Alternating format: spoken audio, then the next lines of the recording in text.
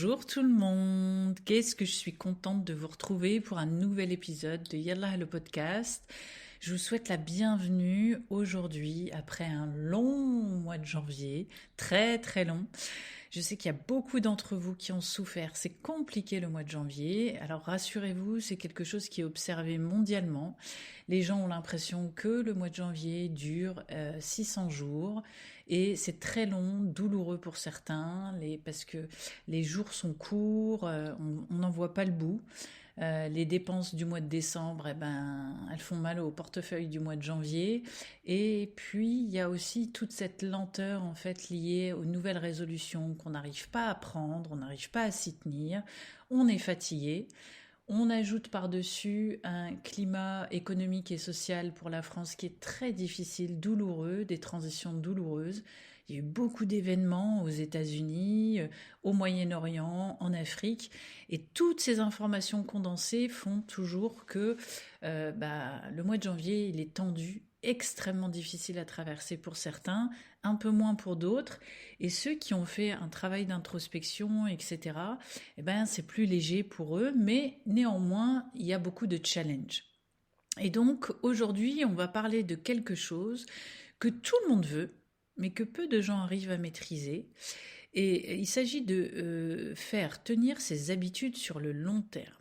Alors, vous savez ce que ça fait, vous démarrez super motivé, vous tenez quelques jours, et puis boum, la routine, elle reprend le dessus, et vos habitudes, elles disparaissent comme un rêve au réveil, et là, vous êtes dégoûté, vous cherchez après, vous vous dites, mais comment ça se fait? Vous savez, comme les rêves, là, on est encore dedans, et puis on a un pied dehors et on recherche à plonger dedans et on n'y arrive pas, on se bagarre avec et toute la journée on pense à ça. Aujourd'hui ça va changer parce que je vais vous donner 5 stratégies concrètes, testées scientifiquement, bien évidemment, pour ancrer durablement vos nouvelles habitudes. Et croyez-moi, une fois que vous allez appliquer ces principes, c'est un game changer. Alors, avant même de parler des stratégies, il va falloir casser une illusion, celle qui parle de la motivation. Alors là, vous entendez plein de trucs sur la motivation. Motivez-vous, motivez-vous. La motivation, elle ne sert à rien. Je vous le dis, ça ne sert à rien. Pourquoi ? Parce que la motivation, c'est une émotion. Et comme toutes les émotions, elle est volatile. Elle est temporaire, irrégulière et elle dépend de votre environnement.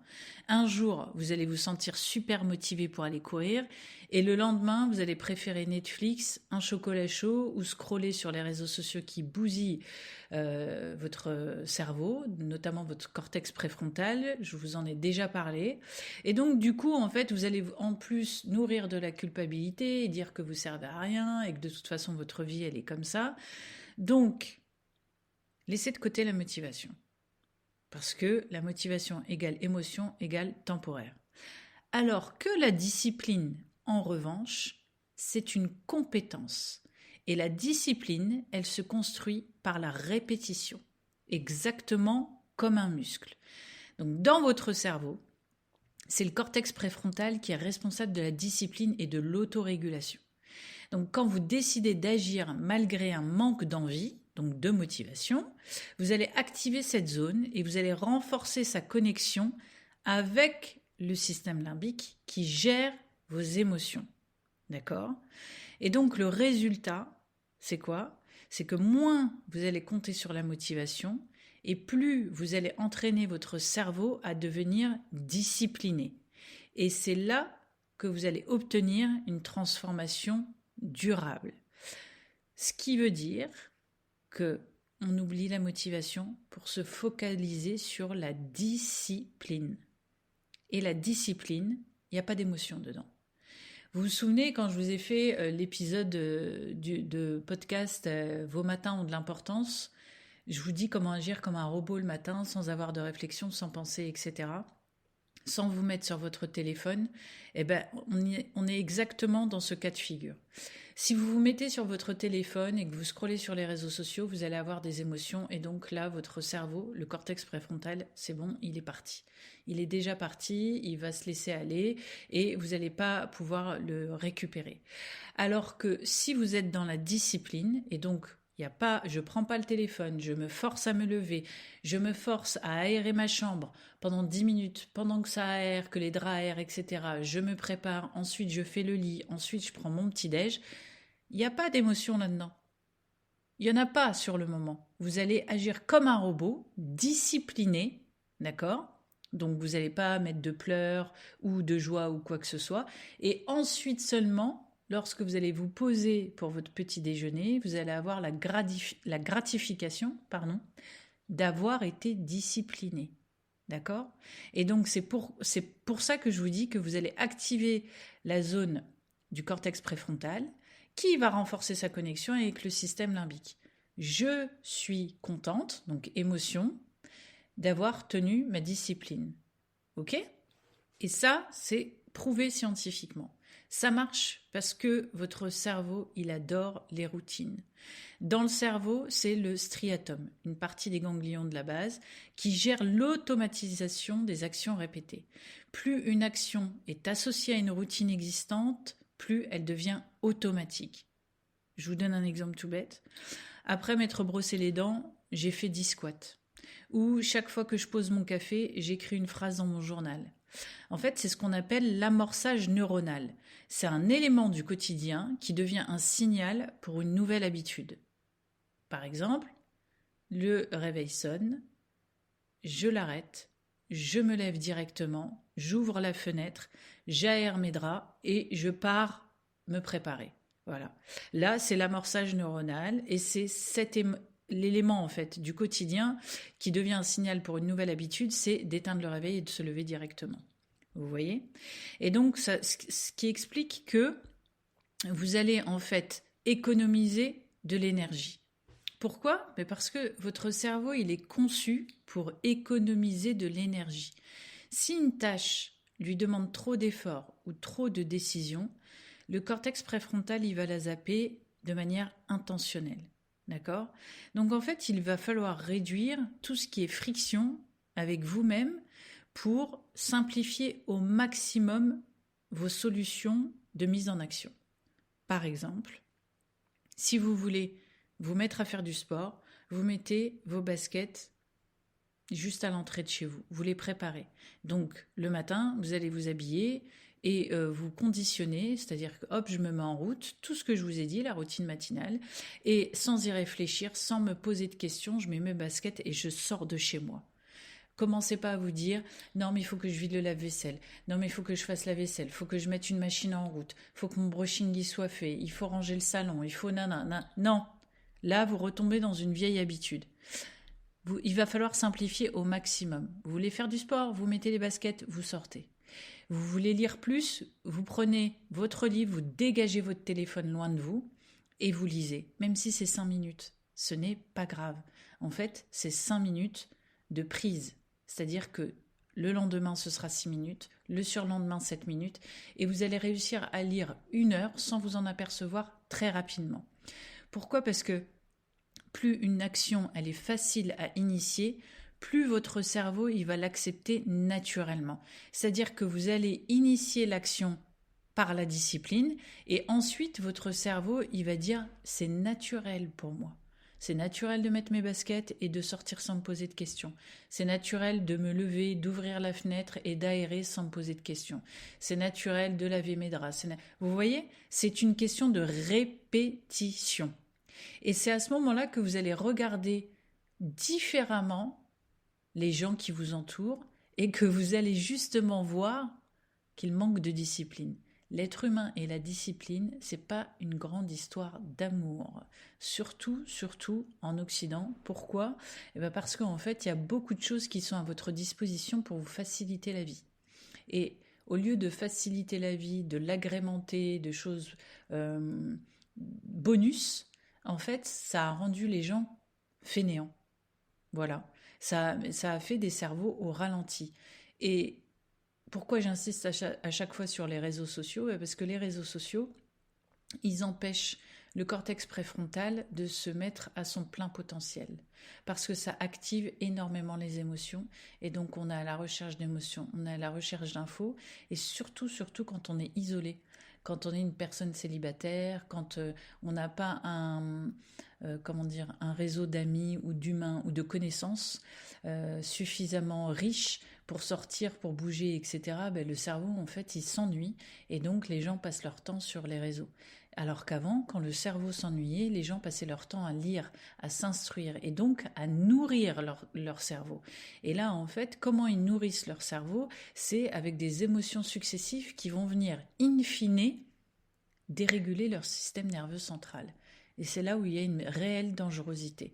Parce que vous voyez des jeunes de plus en plus tôt qui sont incapables de se concentrer.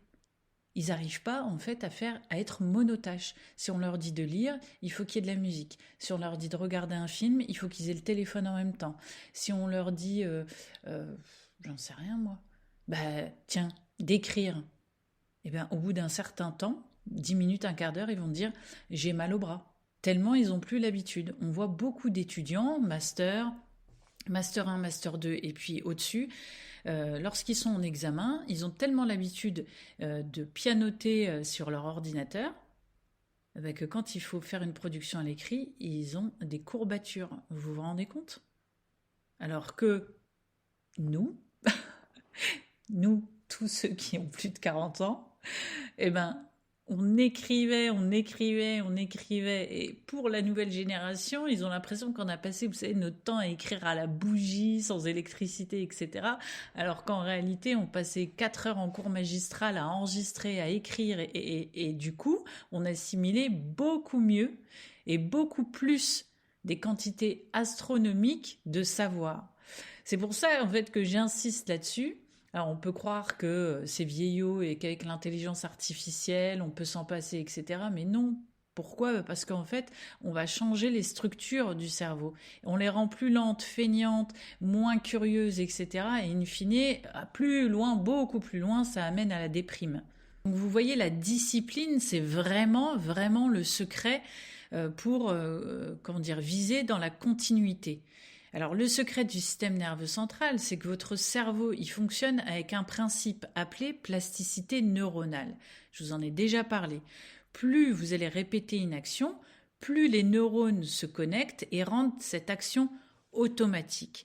Et donc, la règle, c'est de ne pas viser la perfection, mais la continuité. Donc, ne pas briser la chaîne que vous avez mise en route. Donc, si vous ratez un jour, il faut faire une version allégée. Même 2 minutes, par exemple. S'il y a un soir où vous lisez pas de livre, parce que vous êtes crevé, etc., vous prenez le livre, vous mettez un chrono de 2 minutes, et ça va suffire à maintenir la connexion neuronale que vous avez mise en place. Le cerveau, il adore ça. Et votre cerveau, il agit toujours avec vous. Il agit jamais contre vous. C'est une machine extraordinaire, fabuleuse, dont on n'a pas encore exploré tous les aspects et tout le pouvoir, mais en tout cas ce pouvoir-là, on le connaît et il est suffisamment exploré pour qu'on vous dise que même si c'est 2 minutes, c'est 2 minutes de gagner. Et bien souvent l'être humain il se dit non, c'est pas suffisant. Mais en réalité, c'est step by step, tout le temps, petit à petit. Souvenez-vous que pour apprendre à marcher, vous êtes tombé en moyenne 2000 fois. Et pourtant, vous n'avez jamais abandonné. Voilà. Les bébés, vous voyez tous, on est sur nos 2 jambes, etc. aujourd'hui, mais c'est parce que quand vous étiez bébé, vous n'avez jamais abandonné l'idée de vous lever et de marcher. Et ça, en moyenne, c'est 2000 fois que vous l'avez fait en tant que bébé. Tomber, se relever, chuter, se relever. 2000 fois? Demandez à un adulte d'échouer 2000 fois. Il va vous dire « Ah non, c'est perdu d'avance, j'ai pas envie, ça va pas, je vais perdre mon temps, etc. » Le bébé, lui, il s'est pas posé la question, il s'est dit « Non, mais moi, je veux me lever. Donc, d'une manière ou d'une autre, je vais y arriver. » Et il n'a pas compté. Et vous, c'est pareil. En fait, le bébé, il avait compris que c'était la continuité, l'effort et la discipline dans ce qu'il voulait atteindre qui était important. Et vous, c'est pareil. Vous faites comme les bébés. Vous ratez une recette aujourd'hui, demain vous la recommencez. Vous ratez le sport aujourd'hui, vous sortez 10 minutes dans votre rue et vous allez marcher. Vous n'avez pas réussi à aérer 10 minutes votre chambre le matin, vous l'aérez 5 minutes. Vous voyez? Et petit à petit, vous allez y arriver. Et en réalité, vous allez devenir la personne qui fait cette habitude. Je m'explique. Votre cerveau, il adore la cohérence. D'accord ? Donc si vous changez la façon dont vous vous percevez, votre cerveau, il va ajuster votre comportement pour s'aligner avec cette nouvelle identité. D'accord ? J'espère que vous me suivez. C'est-à-dire que vous devenez la personne qui a ces nouvelles habitudes. Et ces nouvelles habitudes, au départ, elles vous emmerdent. Je le sais. Je sais. Et il y a des communautés où en fait on n'inculque pas la discipline du sport, la discipline de la lecture, la discipline des sorties dans les musées, de l'art, de la culture, des visites entre amis, etc. Ça s'apprend. Tout s'apprend. Et plus vous allez apprendre, plus vous allez devenir cette future personne qui adore apprendre, qui adore sortir, qui adore faire du sport. Et donc, plutôt que de vous dire « je vais essayer de courir », il va falloir vous tenir un discours au présent qui est très important pour cette nouvelle identité et pour votre cerveau et dire « je suis une coureuse », même si c'est faux. Je suis une coureuse. Le cerveau va se dire « pourquoi elle dit « je suis une coureuse », elle ne court pas ?» Au début, il va se questionner. Et ensuite, il va se dire « ah, elle dit que c'est une coureuse, donc à un moment donné, il va bien falloir que je l'emmène courir. » Vous voyez ? Et ça, c'est la plasticité neuronale qui le fait. Et donc, à force, ces petits neurones, ils vont dire « non, mais regarde, elle n'arrête pas de dire qu'elle est coureuse, ou il dit que c'est un coureur, etc. » Il le dit au présent, donc c'est une réalité. Et donc, le cerveau, il va vouloir rejoindre la réalité qu'on lui impose à l'intérieur, le narratif qu'il pense réel, parce que le cerveau, il adore la réalité, à l'action. Donc au fur et à mesure, il va joindre la réflexion à l'action. C'est une répétition. C'est la même chose lorsque vous avez un discours négatif, ou lorsque quelqu'un vous tient un discours négatif. Dans l'enfance, si on vous dit « t'es nul, t'y arriveras jamais, et de toute façon c'est comme ça », et on vous impose, vous savez, des vérités absolues, votre cerveau, il va les prendre pour argent comptant. Parce qu'il va croire que c'est ça. C'est son système, c'est la réalité absolue. Il n'a pas le droit de réussir et il restera pauvre et il restera ci et ça. Eh ben, c'est la même chose. C'est pour ça que vous avez des générations de gens qui en fait sont dans leur réussite, dans leur plein potentiel, parce qu'on les a nourris avec des phrases au présent qui sont positives. Et vous en avez d'autres qu'on a élevés avec des phrases au présent qui sont négatives, et donc qui sont en échec sans même comprendre pourquoi. Ou alors qui réussissent, mais vraiment dans la douleur, les pauvres. Ils en bavent tous les jours, mais ils ont dépassé, par exemple, le niveau social qu'avaient leurs parents, ou ils ont dépassé, en fait, le niveau intellectuel, ils se sont nourris, ils se sont affranchis de plein de choses. Mais à quel prix ? Donc, parlez-vous au présent, faites des phrases courtes. Vous n'êtes pas la folle du bus, vous n'êtes pas la femme au chat là, dans les Simpsons. Vous avez un discours cohérent pour votre cerveau que vous êtes en train de réparer. Et pourquoi ça marche ? Parce que votre système limbique, il va vouloir, comme je vous l'ai dit, éviter une dissonance cognitive. Et donc, il va finir par adapter les comportements à sa nouvelle identité. Voilà. Et sa nouvelle identité, c'est vous qui la racontez. Plus vous allez lui raconter une nouvelle identité au présent et positive, et plus, en fait, il va vouloir adapter vos comportements au quotidien à cette nouvelle identité. C'est quand même extraordinaire. Vous voyez ? Et ça, c'est connu depuis la nuit des temps, puisque dans certaines cultures, les gens disaient qu'il fallait pas abîmer son âme et qu'il fallait lui parler avec douceur. Donc c'est pas d'aujourd'hui, c'est juste que aujourd'hui les neurosciences, vous prouvent que c'est efficace. Et comme les gens ne croient que ce qu'ils voient, dans la majorité des cas, dans tout ce qui touche le cerveau, Et ben voilà, maintenant vous l'avez. Vous pouvez faire la recherche des publications en ligne, elles sont disponibles. Maintenant que je vous ai expliqué tout ça, je vais vous parler de la règle des 5 secondes. Et je vais vous en donner une explication neurologique. Quand vous hésitez à agir, votre amygdale, donc le centre de la peur et du doute, va se déclencher et elle va envoyer des signaux pour vous faire procrastiner. Votre amygdale va déclencher et envoyer des signaux pour vous faire procrastiner. Et dans la règle des 5 secondes, vous coupez ce processus. Vous allez compter de 5 à 1, 5, 4, 3, 2, 1, 0 étant l'action. D'accord ? 5, 4, 3, 2, 1, action. Donc, quand le réveil sonne, vous avez 5 secondes pour l'éteindre et pour vous lever. Pas plus. Et pourquoi ça marche ? Parce que vous allez activer votre cortex préfrontal qui est responsable des décisions et du passage à l'action. C'est le grand patron, le cortex préfrontal, lorsque vous l'entraînez à faire ça. Sinon, tout ce qui est émotionnel, ça va revenir à la surface, etc., etc. Alors, bien évidemment, ici, j'exclus de ce discours les gens qui traversent une période très difficile et qui n'arrivent pas à se lever. Parce que je vous garantis qu'il y a des milliers de personnes qui souffrent de dépression sévère ou de burn-out et qui n'arrivent pas à se lever. Donc, il y a un temps pour tout.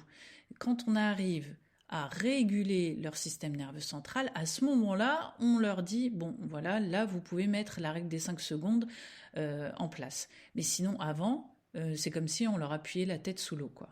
On ne peut pas demander à quelqu'un qui est en crash total de l'impossible. On ne peut pas lui demander l'impossible. Il faut être bienveillant. Et vous, surtout vous, si vous m'entendez et que vous traversez une période très difficile pour vous, commencez pas à vous mettre des objectifs hyper difficiles et inatteignables temporairement qui vont vous faire croire que vous êtes incapable, que vous arrivez à rien faire, etc. Chaque chose en son temps. D'accord ? Ici, c'est la bienveillance qu'on prône. Et d'abord, la bienveillance envers soi-même. Ok ? Donc, cette règle des 5 secondes, comme je vous le disais, elle va couper le processus d'aller dans l'émotion, de se dire « Ah, faut encore que je me lève, c'est dur, et il fait noir, et hier soir, la soirée, elle était pourrie, et mon date, il s'est mal passé, et je suis encore tombée sur un médiocre, ou je suis tombée sur une folle, ou vous savez, les discours intérieurs là qu'on aime bien ressasser, ruminer, et ma tante, elle a fait ci, et la famille de mon père, ou la famille de ma mère. » Non. Ça, si vous appliquez cette règle des 5 secondes, 5, 4, 3, 2, 1, action, votre cerveau, il n'aura pas envie d'aller ailleurs que dans l'action. C'est prouvé scientifiquement puisque votre cortex préfrontal, il est responsable des décisions et du passage à l'action et c'est ce qu'il va faire. Il va obéir à l'injonction que vous lui envoyez. Et le lendemain matin, si vous ne le faites pas, il va se dire « Tiens, elle est où mon injonction d'hier ?» Oh, je l'avais bien aimée parce que elle avait empêché en fait mon système limbique de me raconter n'importe quoi. Vous voyez, c'est ça l'intérêt. Vous savez, c'est comme ça qu'ils font à l'armée, hein. Ils ne leur demandent pas leur avis. Alors, je ne dis pas que c'est le meilleur des endroits pour vivre, mais par contre, pour acquérir de la discipline, c'est très très bien. Vous êtes un soldat, vous vous levez le matin, vous mettez en route les choses, et vous verrez qu'un matin, vous allez vous lever, vous ne penserez plus ni au terme discipline, ni aux émotions, et que ça va s'enclencher tout seul. Alors, je sais ce que vous allez dire. Vous allez dire, oui, mais Aziza, depuis le podcast sur les matins de l'importance, j'ai mis en place des choses et il y en a d'autres, en fait, je n'y arrive pas, ça résiste. Pourquoi certaines habitudes restent et d'autres non ? Parce que votre cerveau, il doit y voir un vrai bénéfice. Ok ? Si une habitude n'apporte aucune récompense immédiate, votre cerveau, il va la rejeter. Ok ? Parce que votre cerveau, il fonctionne avec vous et pas contre vous. Ça, c'est quelque chose que vous devez retenir. Et il fonctionne sur le circuit de la dopamine qui est lié au plaisir et à la motivation. C'est pour ça que je vous ai dit que lorsque vous avez éteint le réveil, que vous êtes levé, vous avez ouvert, vous êtes préparé, il y a une récompense. La récompense, c'est de voir votre tête dans le miroir et de se dire « Ah tiens, ça y est, je l'ai fait ». Le cerveau, en fait, il se dit « Ah ouais, tiens, elle a déjà fait ça, ça, ça et ça, et elle est déjà prête ». Ah ben il n'y a plus qu'à aller faire le lit, refermer la fenêtre et là il y a l'odeur du café qui va arriver, circuit de la dopamine. C'est le plaisir, en fait, qui arrive au cerveau et qui se dit, tiens, j'ai une récompense immédiate. Ok? C'est comme les gens, en fait, qui vont aller courir pour la première fois. Ben, ils vont se dire, tiens, j'ai pas de plaisir, j'ai pas de plaisir. Vous pouvez donner à votre cerveau de la musique en courant. Hein. Vous n'allez pas écouter un podcast sur la guerre, mais vous pouvez écouter de la musique qui vous entraîne. Le cerveau, il va être content, il va être là, ouais, moi j'ai une récompense, je suis content. Vous mettez pas une musique qui vous fait pleurer, bien évidemment. Et lorsqu'il va avoir fini, il va se dire, tiens, j'ai fait un effort, parce que c'est vraiment un discours intérieur, hein, votre cerveau, il discute. Hein. J'ai fait un effort, et là, je me sens bien, je suis fière de moi, je peux aller prendre ma douche, et puis à la fin de la journée, vous allez regarder tout ce que vous avez fait, et votre cerveau, en fait, il aura eu ses récompenses immédiates. Donc, il va donner du sens, et il va arrêter de les rejeter. À l'inverse, si vous ne donnez pas de sens, votre cerveau, il ne va pas considérer que c'est une habitude qui est nécessaire et qui vous apporte un bénéfice. D'accord? Si, par exemple, tous les midis, vous cuisinez pour un conjoint ou une conjointe qui vous dit jamais merci, qui ne sourit jamais, qui ne vous apporte pas de plus-value dans votre vie, votre cerveau, il ne va pas considérer que c'est une habitude qui a un bénéfice dans votre vie. Hein. Il va être écœuré de faire la cuisine tous les jours. Vous voyez? C'est pour ça qu'à un moment donné, on a vu des chefs successifs étoilés commettre l'irréparable, mettre fin à leur vie, parce que c'était tellement acquis pour les autres qu'ils allaient faire un plat d'exception, qu'ils allaient avoir encore une autre étoile, etc. Il n'y avait plus aucun plaisir dans ce qu'ils faisaient. C'était la course à l'étoile, la course à la meilleure critique dans le guide Michelin. Et donc, il n'y avait plus de plaisir, il n'y avait plus de sens. Ça les a épuisés. Et ça les a tellement épuisés qu'ils ont commis l'irréparable. Donc, c'est pour ça que c'est important, en fait, de comprendre que votre cerveau garde les habitudes qui sont bénéfiques pour lui. Ok? Et donc, pour les rendre bénéfiques, il faut qu'elles aient du sens. En réalité, plus votre cerveau il perçoit une valeur ajoutée, plus il en redemande. Vous voyez, c'est comme les gens qui viennent vers nous et qui ont envie de perdre du poids et qui ont aussi des problématiques dans leur vie, que ce soit traumatique ou autre, et qui veulent des résultats immédiats.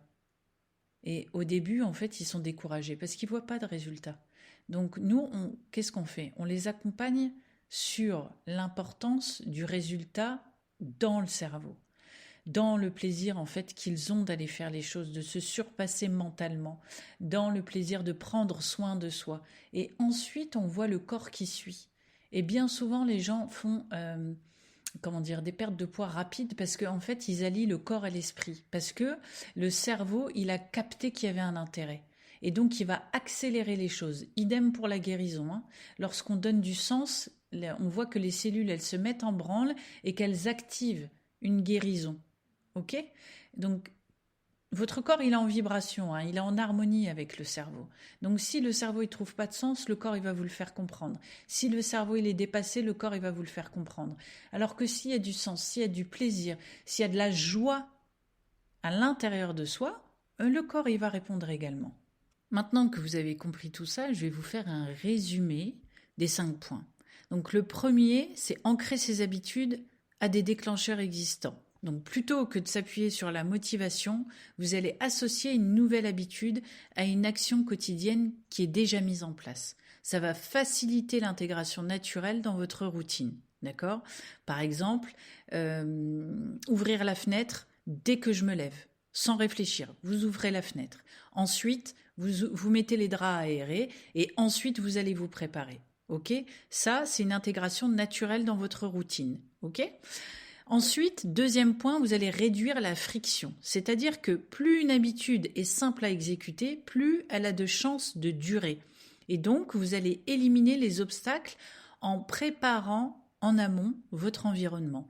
Par exemple, je veux aller faire du sport demain matin, je prépare mes affaires de sport et mes baskets, je fais toute ma routine du matin, voilà, se lever, etc. Je réfléchis pas, je mets mes baskets et je sors. Vous ne réfléchissez pas. Ça s'appelle réduire la friction. Vous commencez pas à aller dans l'émotion. Troisième point, vous allez vous concentrer sur les progrès et pas sur la perfection. L'objectif, c'est pas d'être parfait, parce que ça c'est impossible, et d'ailleurs la perfection c'est chiant, mais de maintenir la continuité dans le temps. Parce qu'un petit effort chaque jour est beaucoup plus efficace que des efforts sporadiques et intenses qui vont vous dégoûter. Quatrième point, vous allez activer votre identité. Vous allez adopter une nouvelle façon de vous percevoir avec ce que vous mettez en place. Donc plutôt que de vouloir faire plus, vous allez faire mieux. Et ça va renforcer l'engagement psychologique envers vous. Donc cette nouvelle façon de vous percevoir, elle va venir renforcer votre confiance en vous via le premier point qui est la discipline. Et cinquième et dernier point, vous allez utiliser la règle des 5 secondes. Lorsque vous hésitez à agir, vous allez compter à rebours de 5 à 1 et passer immédiatement à l'action. C'est ce principe qui va empêcher votre cerveau de trouver des excuses et qui va favoriser l'élan initial. Si vous dépassez les 5 secondes, votre cerveau il va aller derrière tout un tas d'excuses et vous allez vous retrouver à culpabiliser de n'avoir rien fait. C'est pour ça que cette règle des 5 secondes, elle est très importante.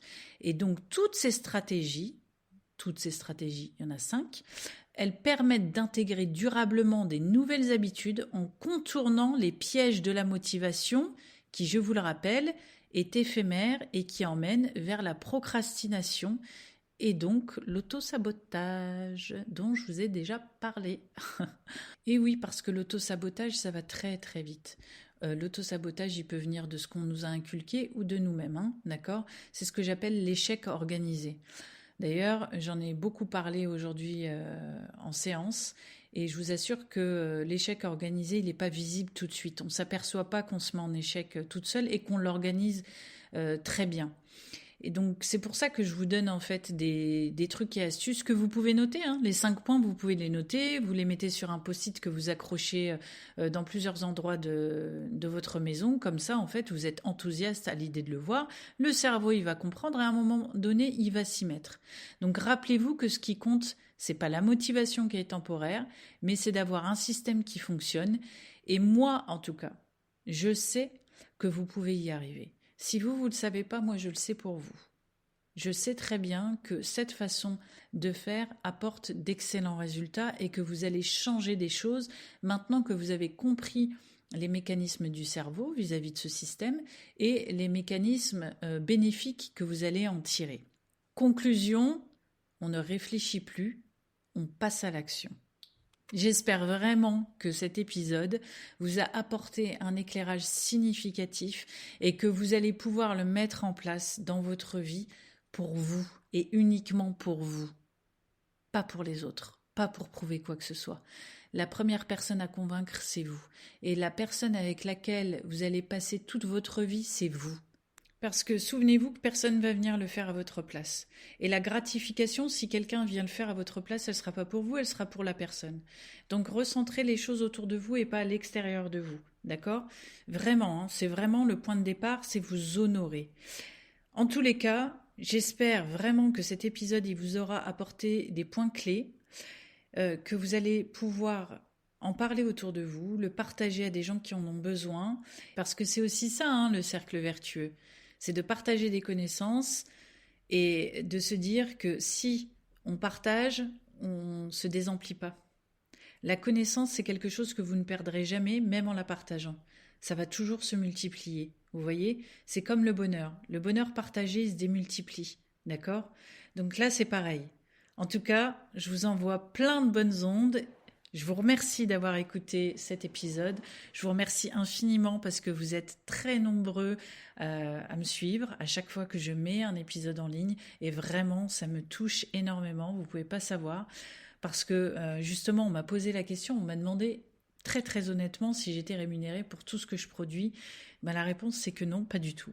Je prends sur mon temps, j'aime partager les connaissances, j'aime savoir que je participe un peu à la guérison de chacun à mon niveau, à mon humble niveau.